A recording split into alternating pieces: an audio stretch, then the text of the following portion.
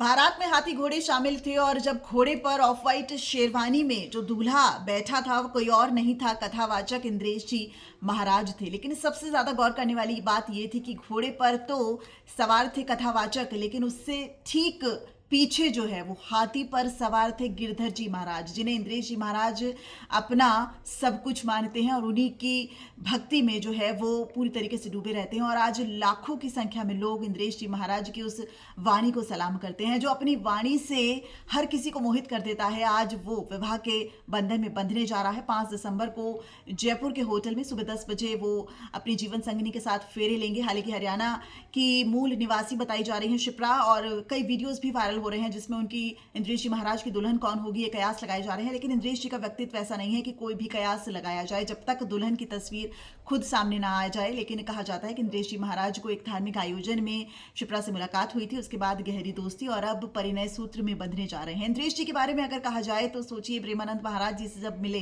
तो प्रेमानंद महाराज जी ने कहा कि इंद्रेश तो मेरे हृदय हैं। वो प्रेमानंद महाराज जिन्हें राधा रानी का हृदय माना जाता है, उन्होंने इंद्रेश जी महाराज को हृदय बताया। धीरेन्द्र शास्त्री इंद्रेश जी महाराज को अपना बड़ा भाई मानते हैं और कहते हैं कि मैं हूं टेढ़ा लेकिन ये है सीधा, मृदुभाषी, ऐसा स्वभाव, ऐसी ईमानदारी, ऐसी सौम्यता, और उनका जो चेहरा है वो इतना मनमोहक है कि हर किसी को वो मोह लेते हैं। बताते हैं कि 3 माएँ हैं उनकी, एक माँ जो देवकी जिसने जन्म दिया, और 3 माएँ और हैं। दरअसल अपनी बहनों को भी अपनी माँ ही कहते हैं और कहते हैं कि आज मैं जो आपके सामने खड़ा हूँ वो सिर्फ इनकी बदौलत हूँ। जाहिर तौर पर इंद्रेश जी महाराज को हर कोई आज देख रहा है और सराह रहा है।